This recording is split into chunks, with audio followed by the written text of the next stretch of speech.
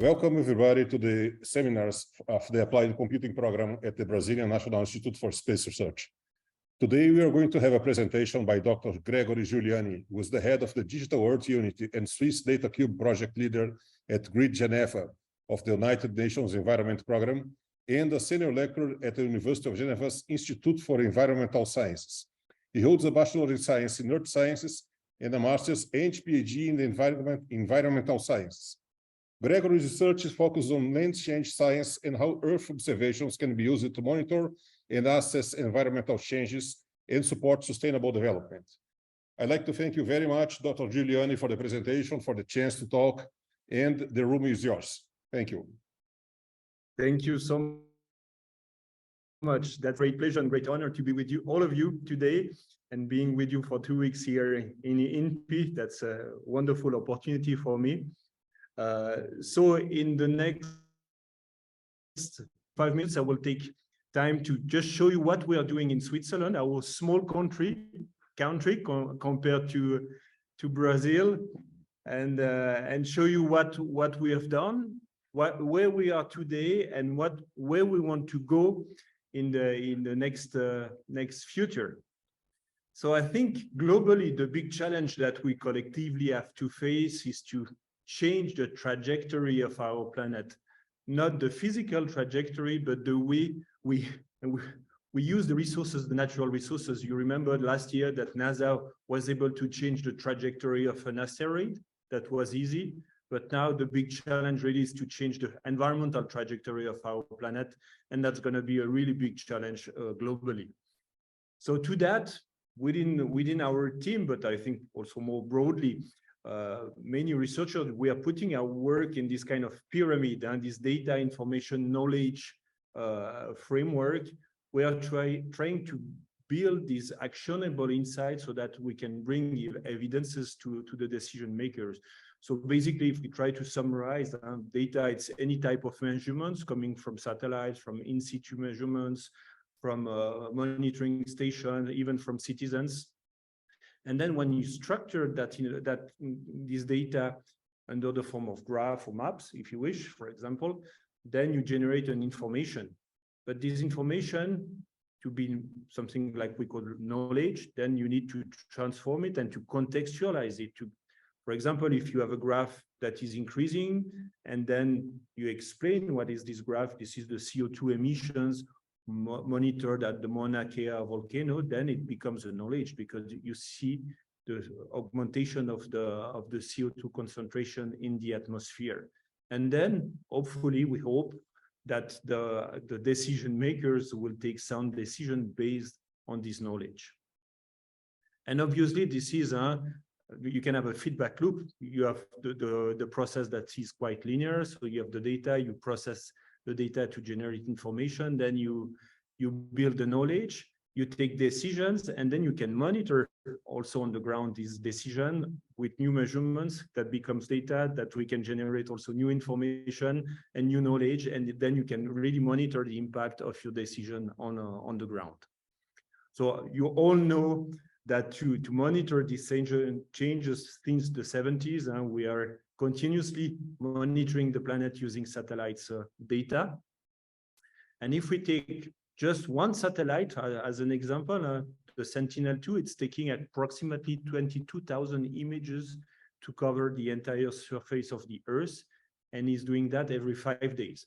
So it means that a little bit less of 2 million images are acquired per year with this single satellite. So if you look at the entire fleet of the Copernicus program from the European side, we can say that the Copernicus program is probably the largest EO data provider in the world. You see the numbers, and they are increasing every day. So that's really it's becoming a huge volume of data. We are really on the petabyte scale. And I think if we want to somehow feel what is this volume of data we are talking about, more than 320 petabytes of data stored only for the Sentinels. Now, if we take DVDs and we say that we want to store 150 petabytes of data, so you need to put a pile of DVDs that has the size of 6 times the Everest.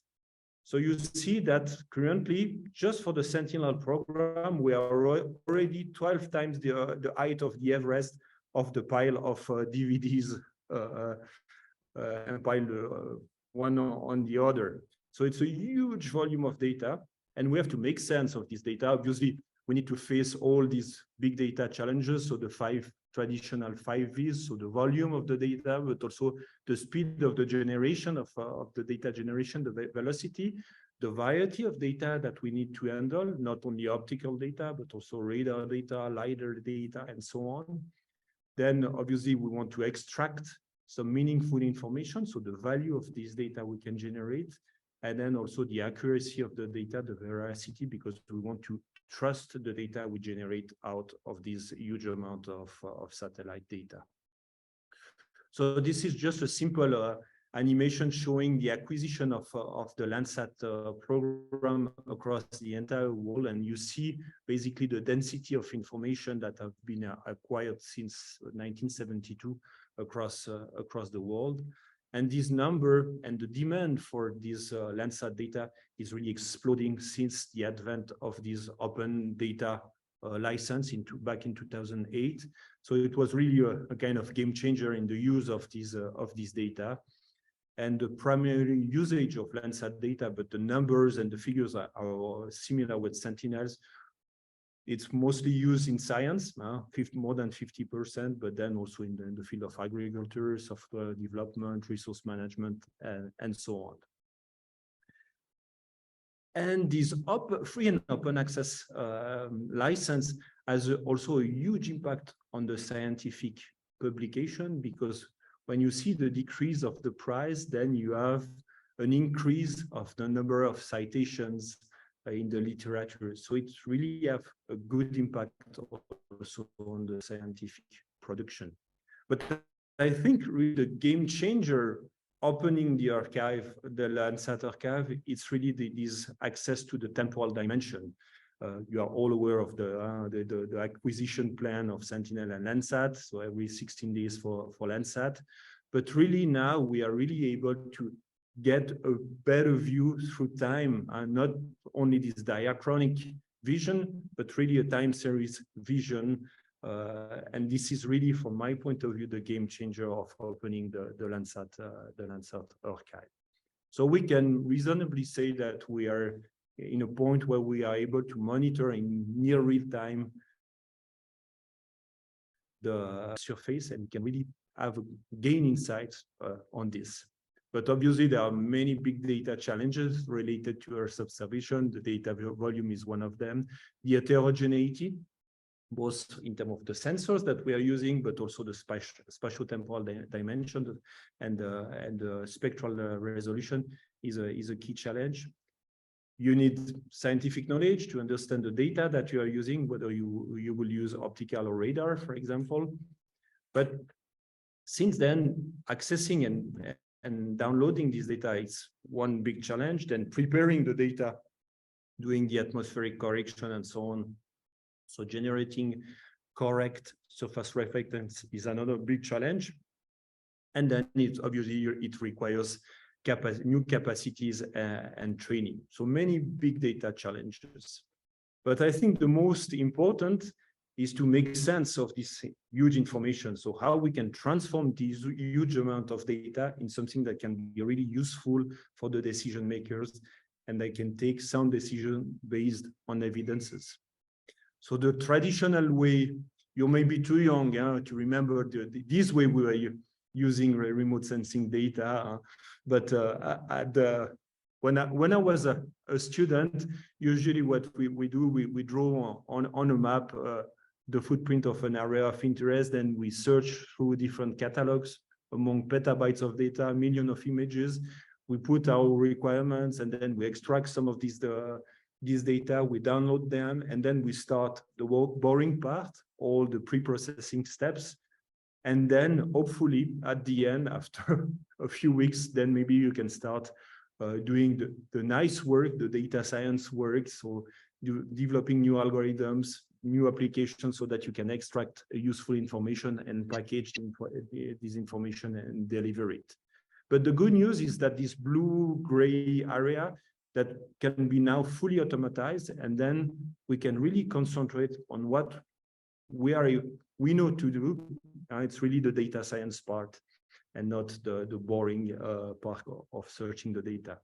But in the past, really, there was many users that were doing the same work on the same data all over the world, and they had to invest their time and money in the entire value chain. So acquiring the data, basically downloading the data, pre-processing the data, and then working and generating new algorithms on top of the data.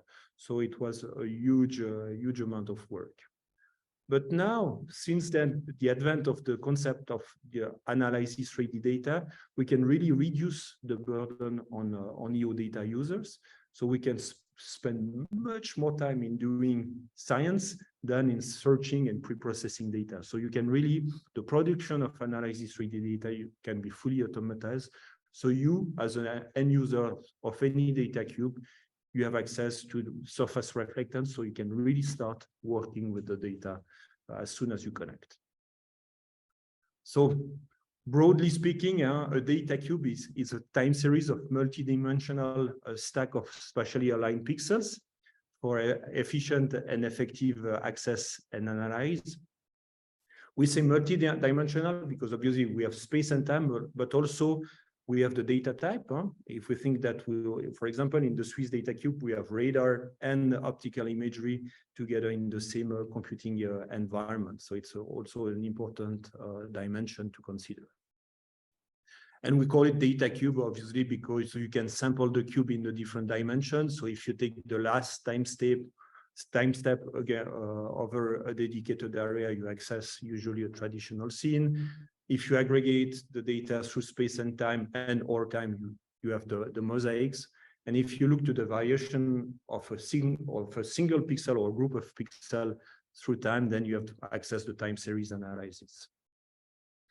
So this concept was developed in Australia first well, exactly 10 years ago in 2013. So when they released this beautiful map of permanent and temporary water bodies across the entire continent using more than 25 years of Landsat data. So it was a huge, it has a huge impact on the community. And since then, there are many countries that are aiming to build their own data cubes, because we can say that any government in the world, they have national and international reporting commitments. They need that spatial information so that we can provide this synoptic, consistent, and spatially explicit information so that we can capture the anthropogenic impacts. And we think that really this data cube technology can provide you the long baseline to determine the trends. So looking at the past, you can define the present situation, so the status.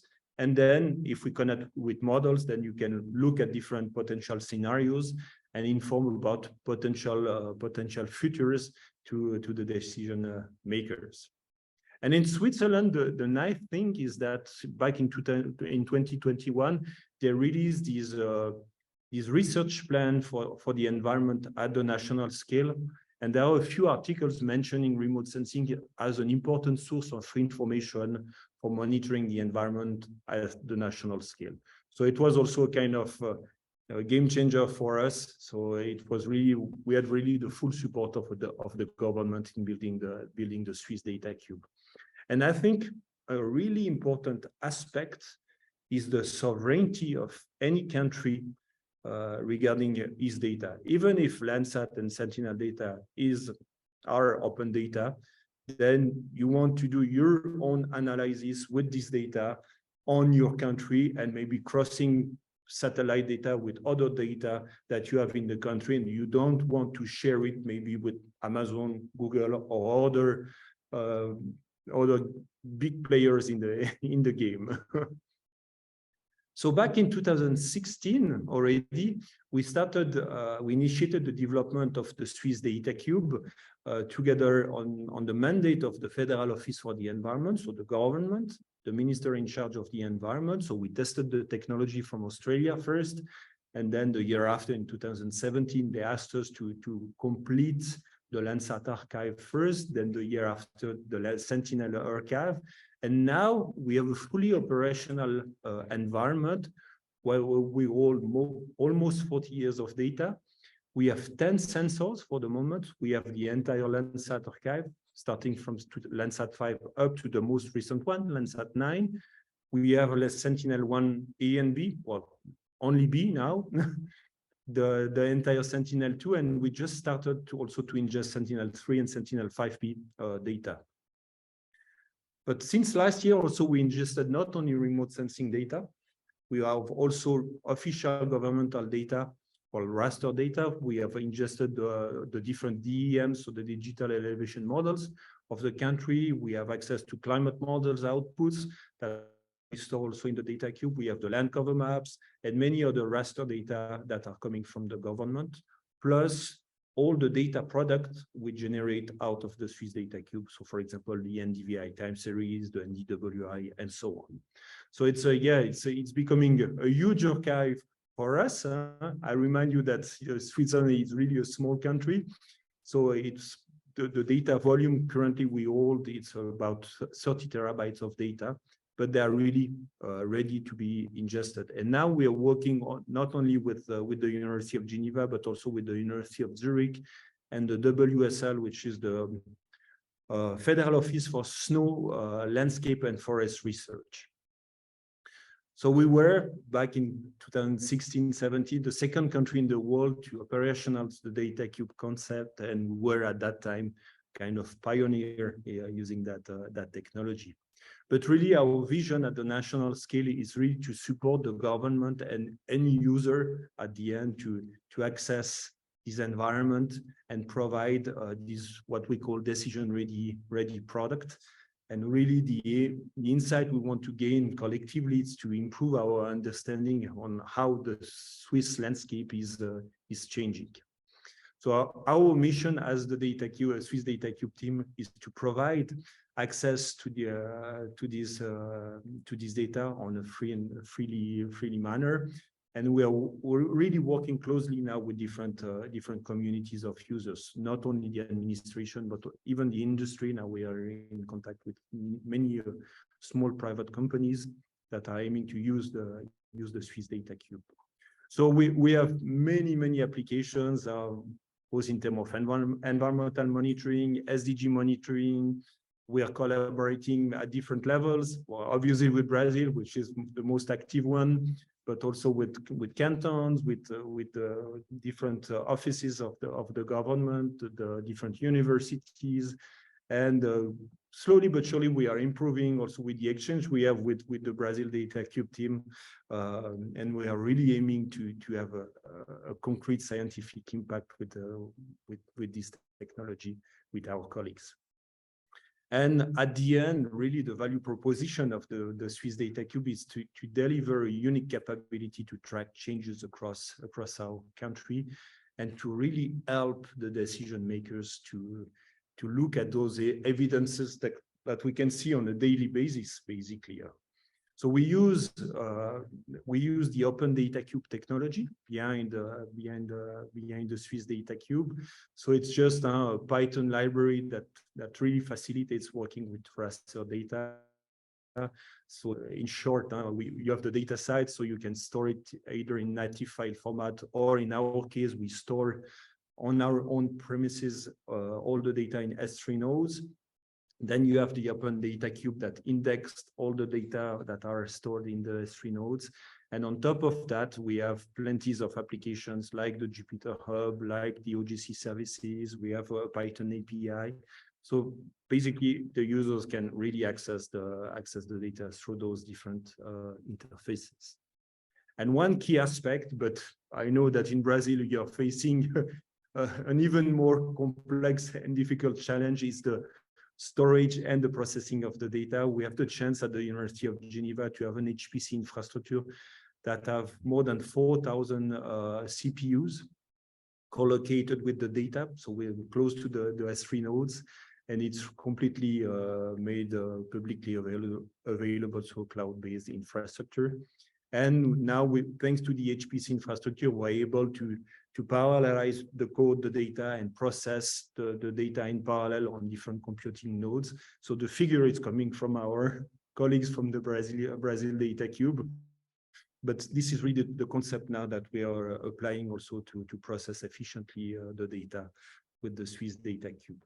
So you can use it. We used to have this basic graphical user interface so that I would say people that are not expert in remote sensing, they can explore the potential of the Data Cube technology.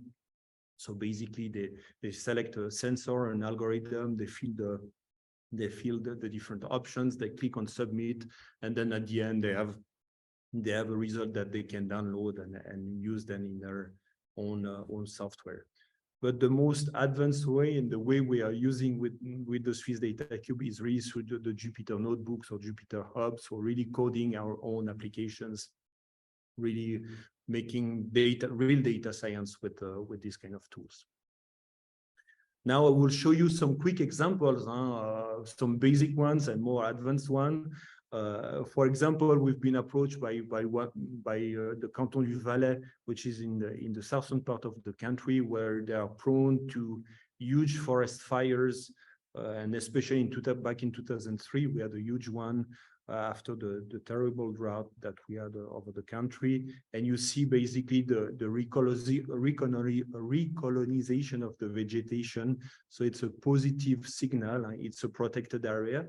But you see, you can really track that the vegetation is coming back on the ground with the Swiss Data Cube. You can also look at the water quality. These are two lakes that are in the central part of Switzerland. So it's on the right side, it's the Lake Brienz, and then on the left side, it's the Lake Thun. And you can already see that visually they are quite different. And if you run an algorithm that is able to somehow assess the content of total suspended matter in the water, then you can see they are really different. And the reason is that the Thun Lake, the one that is colored in red, there is one big river coming from the Alps with a lot of sediments. Basically, the river is depositing all the sediments into that lake, and then the river continues to flow in the Thun Lake, where the water quality, let's say, is a bit better. At least there are less sediments in the water. Then we are also using the Swiss Data Cubes to provide the information for the lake managers so that they can also assess the content of total suspended matter over the lake. Something that is becoming more and more frequent also in Switzerland and more broadly in Europe is the impact of droughts, and especially on water and vegetation. This is a really small lake, unmanaged lake at the French border. So you have Switzerland on the right side and France on the left side. And this is on this picture, the situation back in the summer 2017. So normal conditions, it was a quite rainy summer at that period. And if you compare with the same period in 2018, where we had a huge drought, you see that more or less 50% of the lake disappeared because it was not filled by water from this small river you can see on the southern part. So what we have done, we have used this water observation from space algorithm that is computing the frequency of observation of water on each pixel, and then you go through time, then you compute the frequency. And basically in the dark blue area, it's permanent water, where all the other colors, you see basically the dynamics of the disappearance of the southern part of the lake. So it's really a tool that can help the decision makers also to look at the impact of the droughts. And I just have new students working specifically on this lake, and she will generate the entire time series analysis over these lakes so that we can really see the impact of the recurrent droughts that we have on this area, because it has a huge economical impact on the people living in these surroundings. We also use the Swiss Data Cube in the frame of one indicator for the SDG related to the urban accessibility to urban green areas. So we tested the methodology of Geneva, and then we apply it also in different European cities.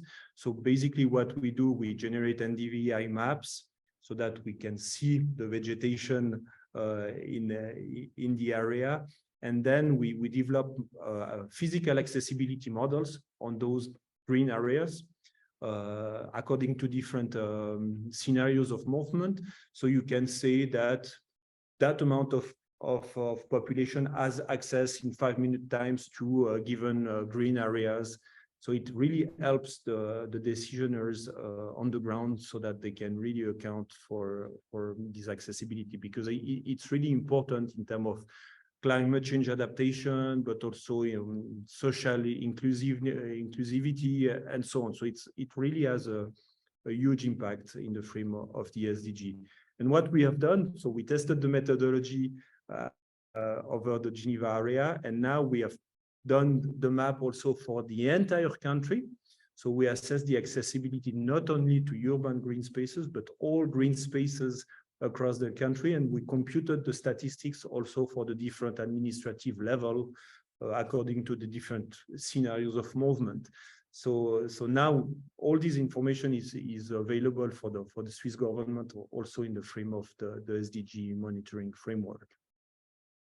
And recently, what we have done also, we generated the full NDVI time series across the country using Landsat.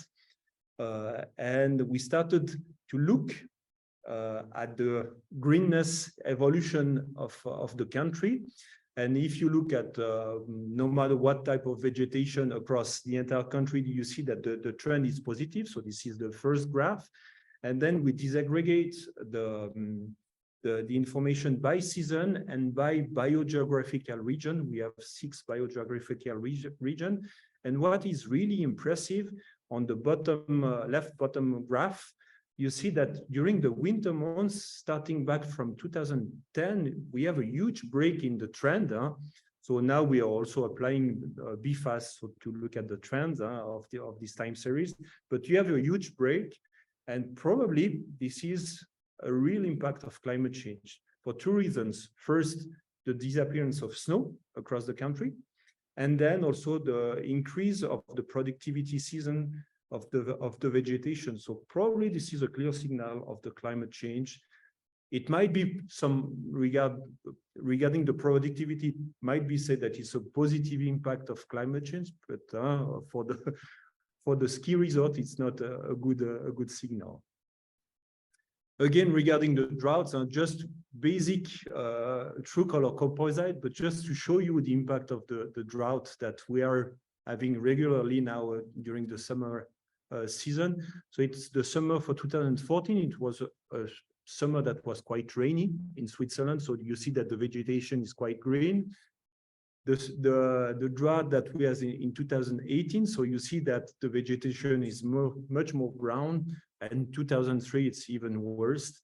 Then using this data within the data cube environment, you can have a look using the fractional cover. So this algorithm is at the pixel level trying to assess the composition of vegetation that is active, that is inactive, so basically dead, and the bare soils. And again, you can see basically the impact of the drying conditions across the Geneva area. And you can use also other indices like the normalized difference water index, the NDWI, that is a kind of, let's say, proxy of vegetation water content. So if you compare 2014 with 2003, you see that the vegetation has less water to be consumed, basically. And if you do the time series, again, you see that slowly but surely, because we tested it obviously from a statistical point of view, the trend is negative. So it means that no matter what type of vegetation, the conditions are drying for the vegetation across the country. And again, you can disaggregate the results by biogeographical region, and you can see that, for example, the Alps are much more sensitive than the lowland, for example. And it gives us really insight on how the vegetation is behaving in light of the climate change in our country. And now, using this data, we are also building monitoring services with our own own visualization platform, and we are aiming to do so for land cover change, urbanization, and air quality, and so on. And you can really explore the different dimension of the outputs of these analyses. You can also compare with the swipe two dates within the data cube, and you can also look at just a single map of for example, the NDWI. Now looking at the future, and what we are currently also doing with the team. So we recently ingested all the Landsat land surface temperature. This is the famous Geneva waterfall on the picture. And this is basically the impact of the waterfall, the water fountain. You see that the temperature around the waterfall, it's colder than the surroundings during the summer. So it's just a way also to simply look at the impact, positive impact, bringing some cold during the hot summers that we have in Geneva. But more interestingly, also we generated this kind of time series across the Bern city, also by season. And what is interesting, especially the red line, you can see that during the winter months, the land surface temperature is increasing above the Bern city, which might be a signal also of the climate change. And usually we say that in Switzerland, the temperature is increasing about twice higher than in the rest of the world, but it might be that during the winter months it's even worse. It's probably around 5 to 6 degrees more on the cities, and this is land surface temperature, so it's not the atmosphere temperature, but yeah, that's a signal that we will continue to explore. So we just quickly look at the data, and that was asking us many questions that we will soon answer. Obviously, you can monitor, and we are building a monitoring service for glaciers and snow. Now, this is the Rhone Glacier, so the source of the Rhone River. You see slowly the glacier disappearing, but also a lake appearing in the front of the glacier. And I have one of my PhD students, she will finish this year, so she developed new methodologies for accounting also for time series analysis of snow cover maps. You know that snow cover is an essential climate variable. We will talk about that next week. But that's really an important data set for monitoring the impact of climate change. And this is the Valais region. It's famous in Switzerland because we have all the big ski resorts. We have Zermatt, for example, which is worldwide famous with the Matterhorn. But what we have done, we have developed these methodologies to compute and map snow covers time series. Then in that case, we just compared 2 decades, the 1995 to 2005. So you have the frequency of observation of snow during the winter season. And if you do the exercise for the next decade, you can see 2 things: is that the dark blue areas are receding. So basically, we have less permanent snow-covered areas across the country. And the red areas are expanding. So these are areas where you don't have snow, or a little bit of snow during the winter months. So they are really expanding and going up in altitudes. So clear signal also of climate change. We've been able to account for those differences across the country. So give numbers and quantify the impact of those changes across the country. And the methodology has been recently published in Science of Remote Sensing last month. So if you are interested in that, you just have a look to this new publication. But what is really interesting, I guess, because everything we are doing, it's really open. We want to be as open as possible and as reproducible as possible. And when people, they look at the result, the initial result we had, we've been approached by the archaeological department of the Canton du Valais, and they asked us, well, we want to work with you because the result you are showing with the snow receding and slowly disappearing in the Alps, it's really of interest for us to build our protection plan for archaeological artifacts. But because if you imagine that the snow is disappearing, so you might have new archaeological artifacts that are exposed, and we need to intervene as quickly as possible to protect those archaeological artifacts. So well, no problem. And currently we are building a service for this office so that they can access this data, and then they are able to cross the data we are providing with snow cover maps with the data that for each summer they go on the mountains and they have a collection, they are collecting artifacts, so they can map and see where to intervene and build their protection plan. So you see the importance of being open, because at the beginning we were developing that service for environmental monitoring, and then at the end we are supporting archaeologists. So you never know what will be your users at the end. We are also currently building a database of different vegetation indices, because in the frame of a project that the government has for monitoring and vegetation health and conditions, to build this ecological infrastructure across the country, they asked us to generate this time series. So we generated the NDVI, EVI, LAI, and so on time series. So now we recently released these new data sets, 2 terabytes of new data sets across the country, time series, obviously. And we recently tested the ingestion also of Sentinel-5P data, because we've been approached by colleagues also from different cantons that are aiming to assess air quality across the country. So this is a really simple example. So just the nitrogen dioxide over the country. So it's a pollutant. So before the lockdown of the COVID, the first COVID lockdown we had in Switzerland, and during the lockdown, so you see that the level of NO2 has considerably decreased across the country. But now, this is something we're heavily working with my team and also with Brazilian colleagues. It's on land cover mapping, because in Switzerland we have a huge challenge in terms of land cover mapping. So this is just to show you, this is an area, well, you see on top of the image the end of the Geneva airport. So it's close to the city, not far away from the city center. But land cover mapping in Switzerland is done using aerial photography. And then we have operators that on a 6-year basis, they are looking at every point of a 4 million point grids across the entire country.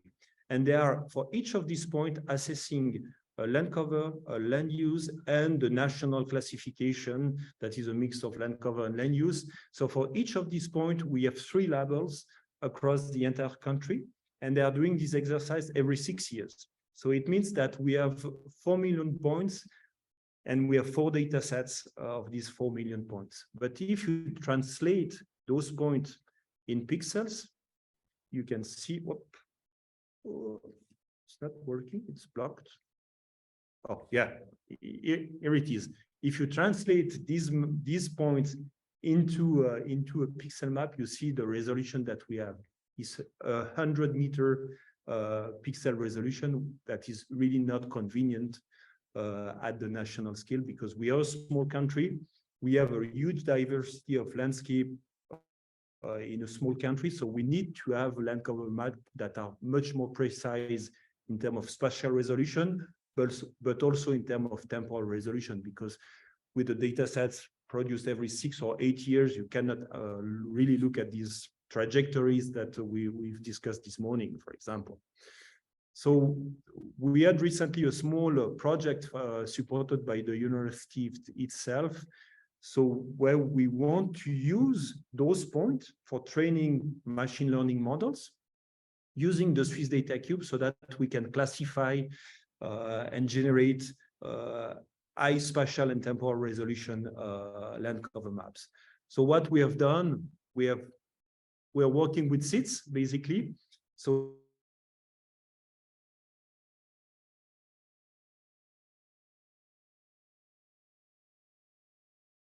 in the frame of this project with SEED. So we done just a quick Sentinel for 2018. So this is the last data sets that we have for these training points.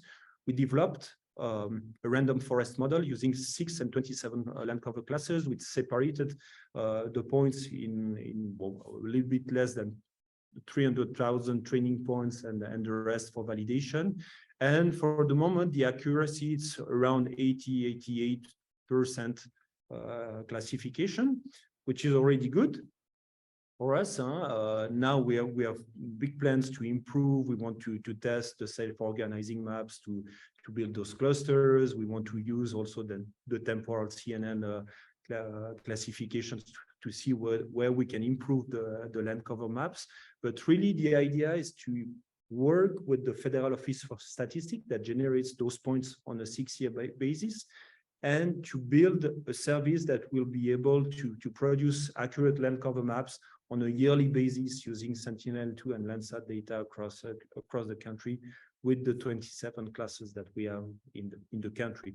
So it's really, we are working hard, and we had a great support from the Brazil DataCube team in building this new service.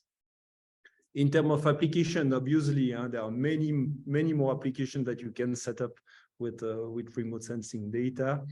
But one key aspect also we concentrated also, it's providing access to the data and the different services using standards, so OGC standards. So we implemented as much as we can. So we implemented the CSW. We have the stack that is now available.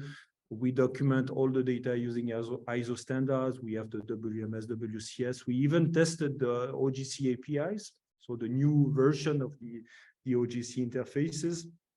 And yeah, we are really expanding also this work to make our data cube as interoperable as possible.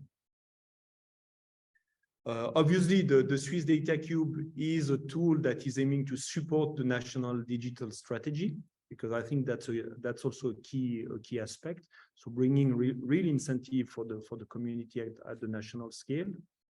And the last thing that I think that's really important, I was mentioning that we want to be as open and as reproducible as possible. If you look, it's an article that is now dating a little bit in Nature, but they were asking to researchers in different communities where they be able to reproduce an experiment. And if you look at our field, you see that more or less 60% of the respondents, they say that they were not able to reproduce someone else's experiments. So we need to improve that situation. And obviously, you heard about the fair data principle. So FAIR, it stands for findable, accessible, interoperable, and reusable. So it's like a cookbook, like data recipes. So if you provide access to clean data, so basically analysis-ready data that we store in our own data cubes, with methodologies that are reusable and integrable, then you become fair, and you can make your different pipeline of analysis more open and more reproducible. So you see, when we talk about reproducibility, we say it's doing the same analysis with the same data. If you replicate the experiment, you are using the same analysis, but with your own data or different data, then you can become more robust also doing in the same infrastructure, using different data, or same data, but different types of analysis. So we are more or less at that stage, I would say.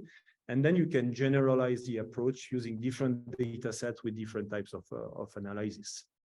So this is what we have done last year. Basically, we have done this exercise to make all our products available using these fair data sharing principles. So we set up a geo network. We work also with the Yareta team, which is the data management infrastructure within the University of Geneva. So they provide us the DOI for each data sets we produce. So it's really documented in a fair principle, and we documented all these work in a recent publication. But really, the Swiss Data Cube is really open and reproducible. So obviously open data, everything is open. All the algorithms we developed also are fully available, fully and freely available. The publications, the science we do also we are make it openly available. So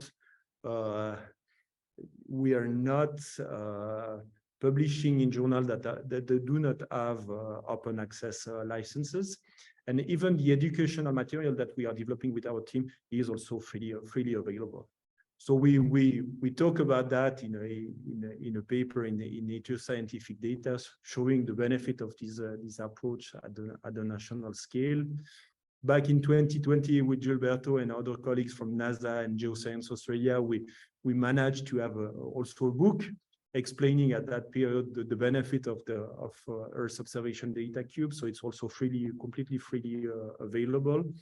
And just to finish, to say that really this technology of data cube, no matter what types of technology you use, if you use the Earth server or the Open Data Cube, it's really expanding around the world. So in yellow, you see all the operational data cubes that are already available. So you see even in Africa, now you have the entire continent, you have obviously Brazil, you have Australia, and this is really expanding. You know?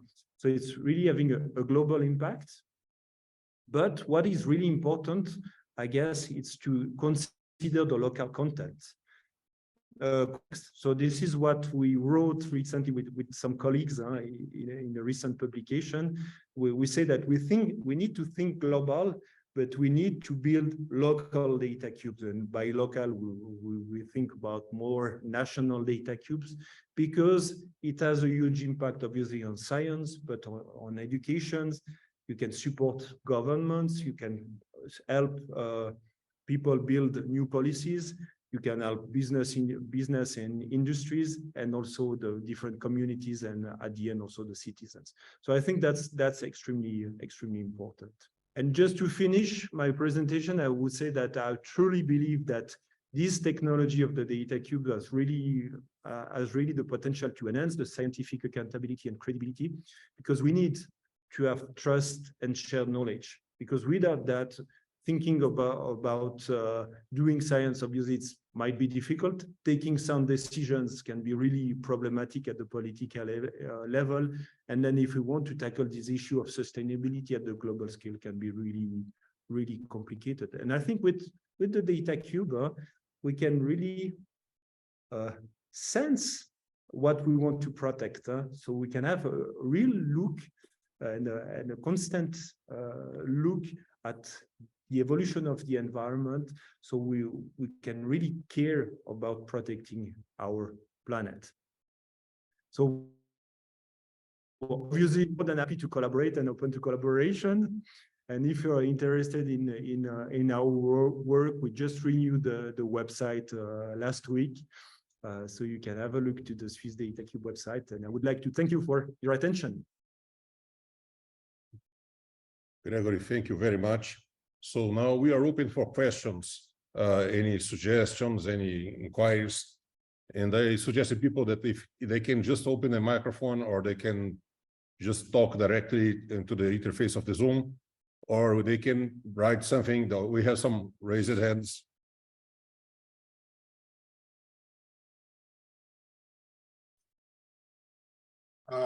Rafael. Please go ahead, Gilberto. No, it's just to thank Greg for an excellent presentation.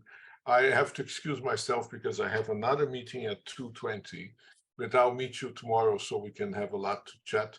But congratulations, it was excellent and very, enlightening, and of course, motivational and excellent, as always, Greg.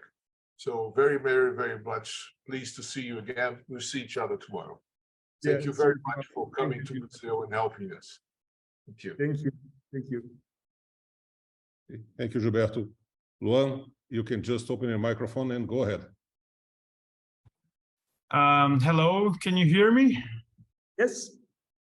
Oh, so thank you, Gregory, for this amazing talk. It was incredible. So I would like to know more about the methodology that you are using or you are improving to use in using neural networks. So you talk about to use self-organized mapping, but I'd like to know what you are doing and what is the results that you are getting using this technology.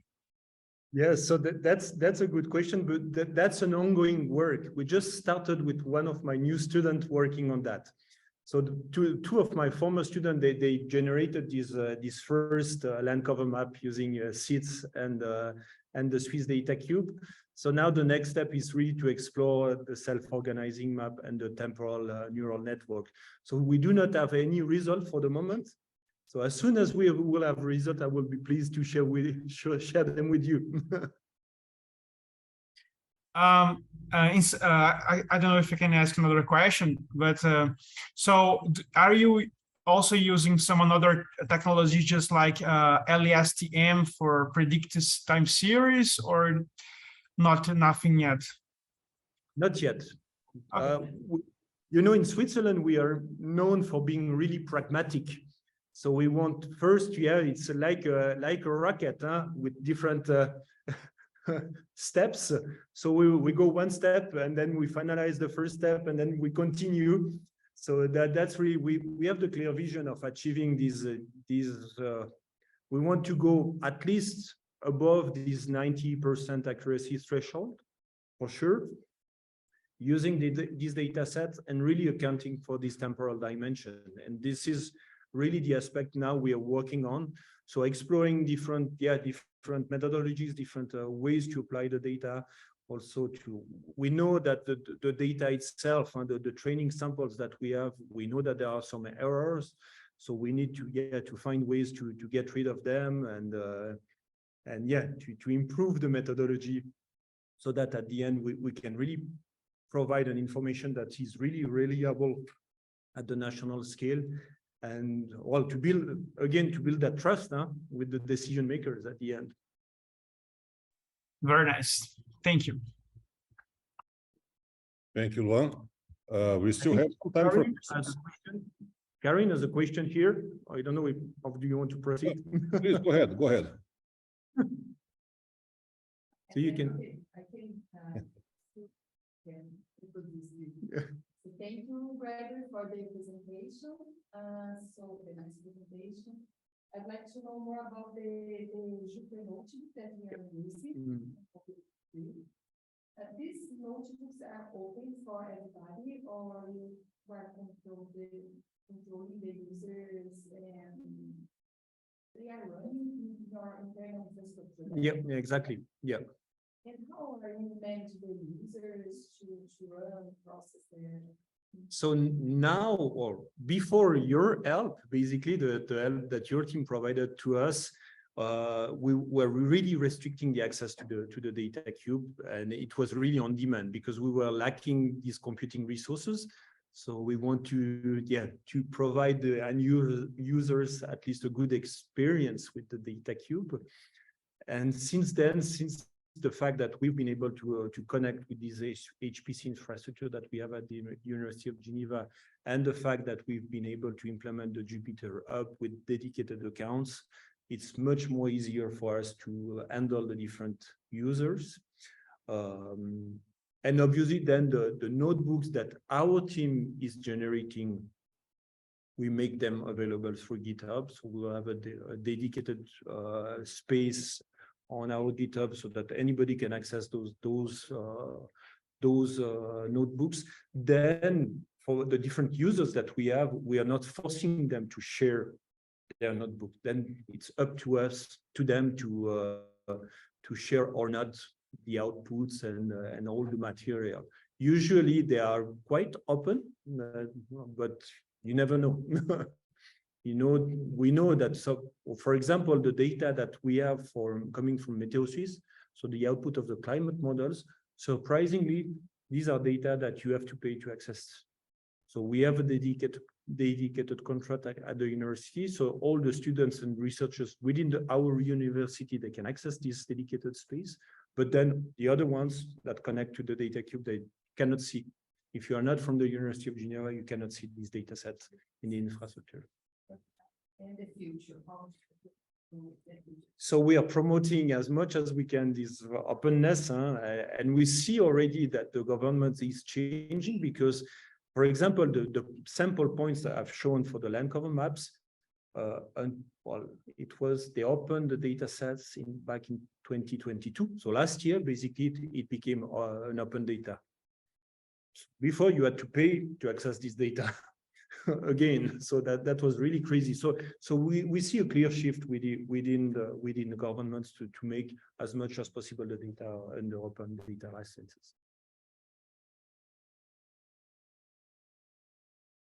Okay, any other questions, either remotely or locally? Excuse me, Professor, I do have one. Go ahead. Good afternoon, Monsieur Greg, Monsieur Giuliani. Thank you for your talk, and I think you have answered my question already. I was about to ask about teleconnections and the relationship between the teleconnections, sea coupling, and the droughts and the Switzerland-France border. But I think it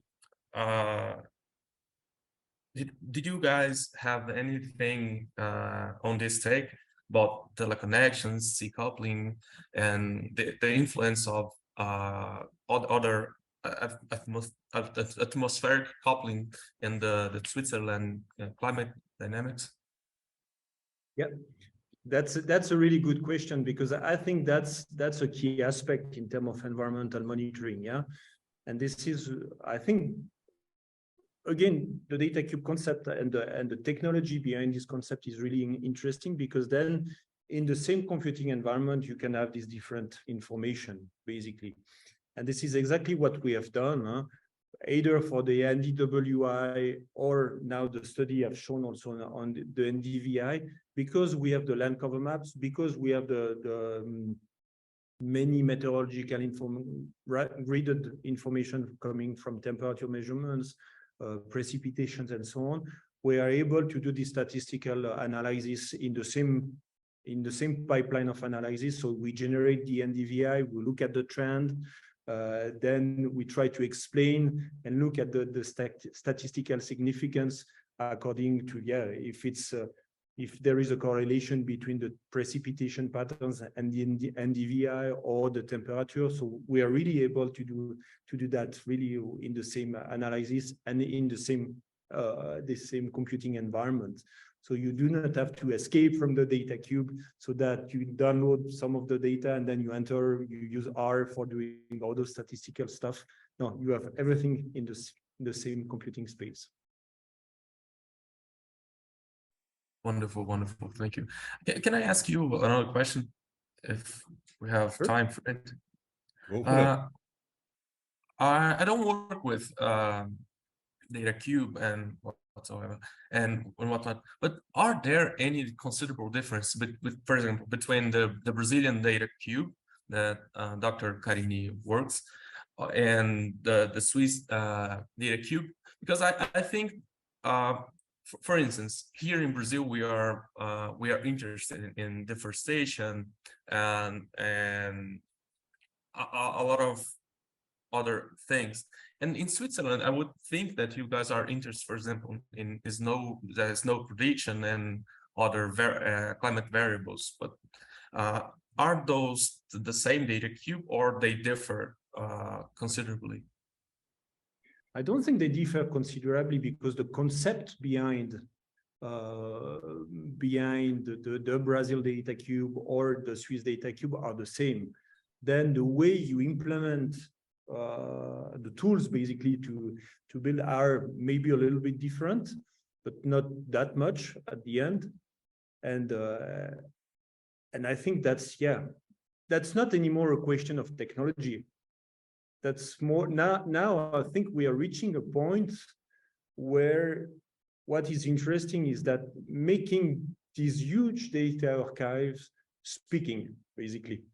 So now we really need to concentrate on not anymore the data access, but really the data processing and making, and providing relevant information out of this huge amount of data.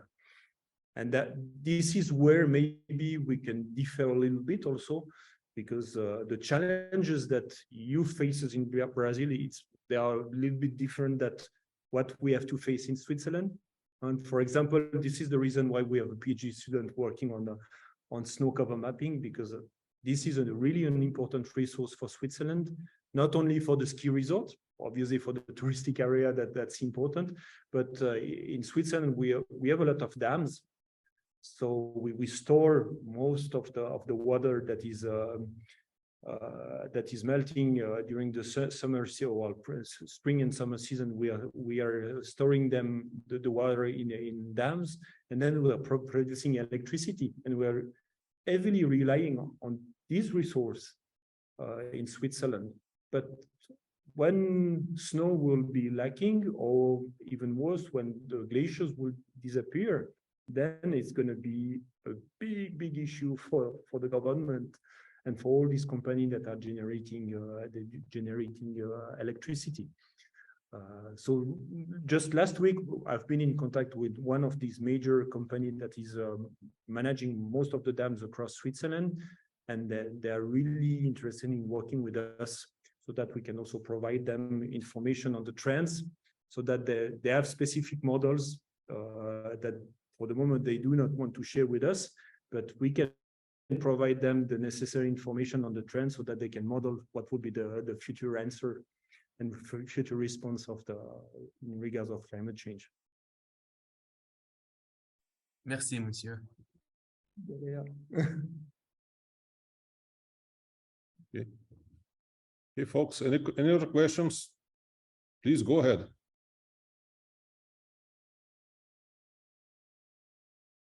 If we don't have any further question, I'd like to ask a simple one.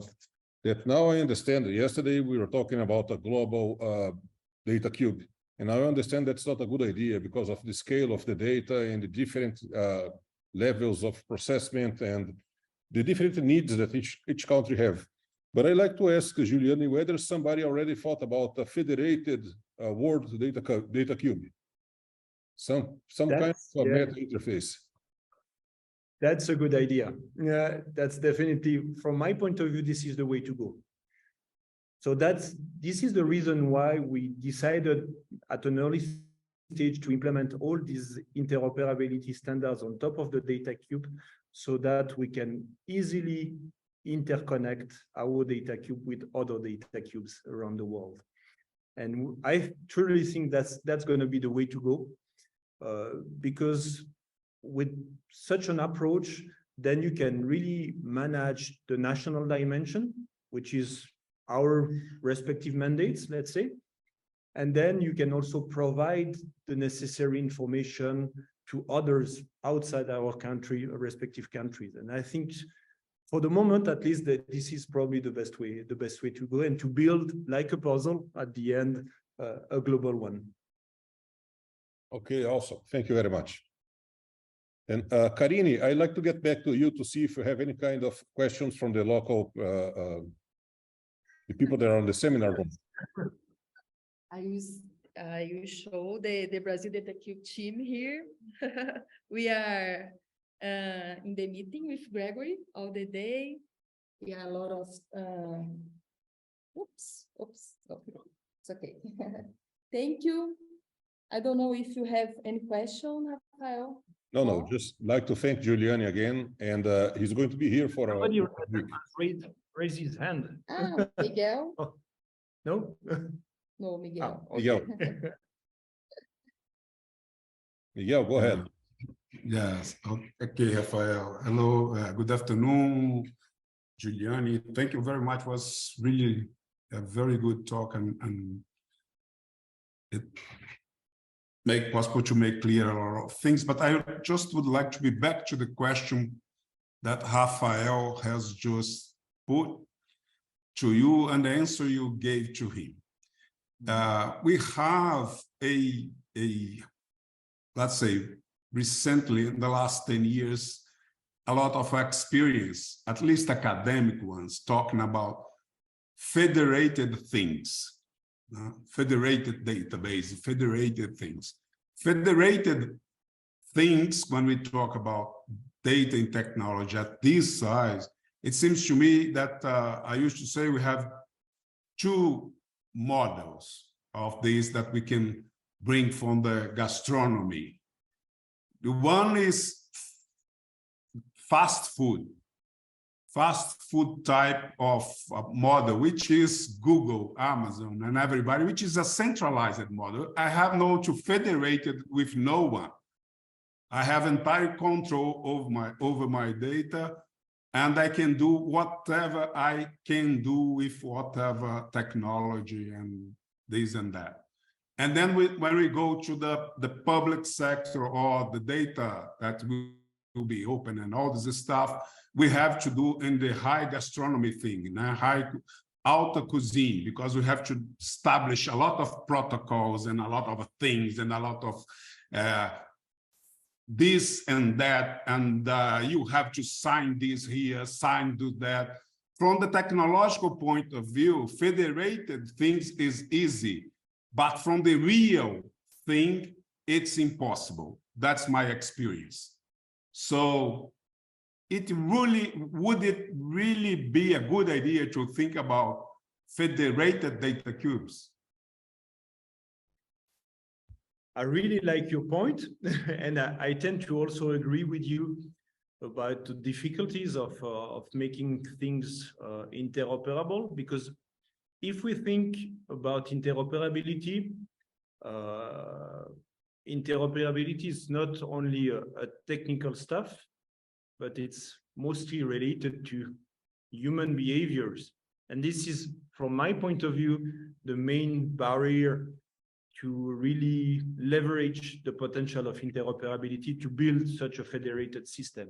On the other hand, well, obviously, I think nobody in the world, such as an institution, as a research institute, we will never compete with Google or Amazon. And that's why I don't think any institution in the world or public institution will try to build a global data cube. So I think we don't have much choice. Maybe the idea is to improve the education of the young generation, so that we can be more open. And if you are more open, then you say, well, I need to interconnect, so I need to be interoperable. So this can be like a domino game, a domino effect at the end.